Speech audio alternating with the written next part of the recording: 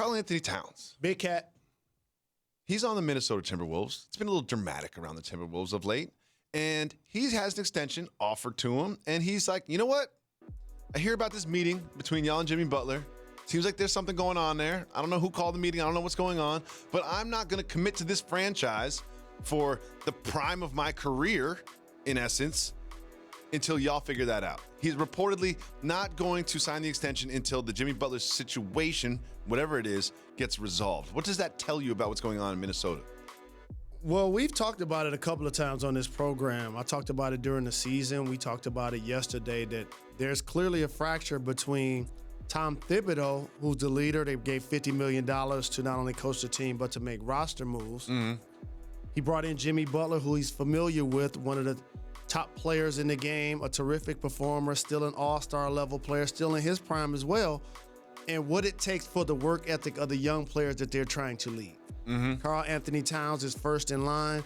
He struggled against Houston in the playoffs. Some feel like it was based on how he was being used, but overall he got outplayed by Clint Capella in that front line to the point where he was irrelevant in that series. Jimmy Butler talks publicly about his disdain for the defensive effort of he and Wiggins. Yep. And how he wants them to play with a different level of intensity and focus and toughness. And so when those things start to be discussed for public consumption, and then there's speculation about Jimmy Butler may be considering exercising his free agency to probably go to LA, and then you see Karl-Anthony Towns and Devin Booker, who played in college together, tweeting each other jerseys little of Karl-Anthony Towns with the Suns jersey on.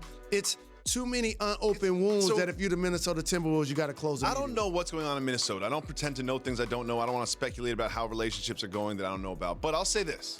Do you know who's not in the rundown every day on Jalen Jacoby?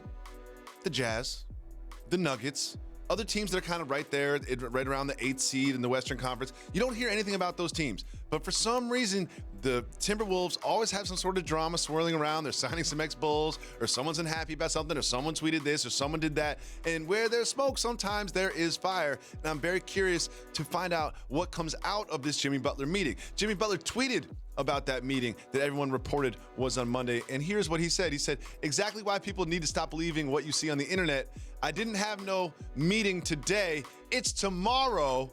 I wonder what else people write and people believe. Jalen, I have a theory. I think he just missed the plane.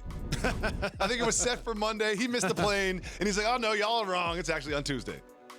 But the premise still stands. It's not when they're having the meeting. It's that, a meeting is taking place. And number two, what now becomes the result of it? Mm-hmm.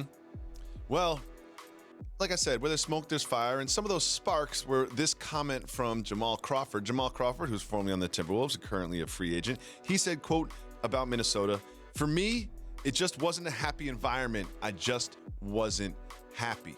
Jamal Crawford seemed to be on his way out of Minnesota, said it was not a happy environment. Well, guess what? I've got an update on Jamal Crawford's status, Mr. Rose. Would you like to hear it? Sure. That's a little bro. Reportedly, there is mutual interest between Jamal Crawford and wait for it. I don't have to wait. I already said it on this show before. The Boston Celtics. Jamal Crawford and the Boston Celtics. There's mutual interest between those teams. The Boston Celtics are a deep team. Like, they go 9 players deep. What do you think Jamal Crawford's role would be on the Celtics? Love Jamal Crawford. That's family.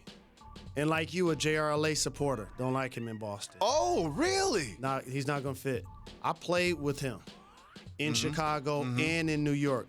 He's going to go down as probably one of the greatest 6-men They're going to rename the trophy. He's won the trophy 3 times. They're going to rename it after. And when you talk about handles that undress players in the league, he's in the conversation.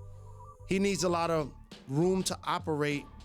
And when you look at the Celtics backcourt, now think about this. You got to integrate Kyrie and Hayward. Mm-hmm. You just re-signed Smart. Yep. And Terry Rozier had a coming out party in the playoffs. It's just no room. There's not a lot of room. I mean, he would get some minutes in that second unit, but like, he's the kind of guy, like, he's not a swing ball movement, listen to the coach kind of guy. He's like, give me the ball and let me cook and then let me score kind of guy. And maybe it's not the best fit for him production-wise, but it might be the best fit for him in terms of let me sort of like make a run at a championship. I got a squad for him. Make a run at a championship. Tell us, Mr. Rose. Golden State Warriors. I love it. I love it so much. He'd be taking the minimum, but that would be so much fun. Stay tuned.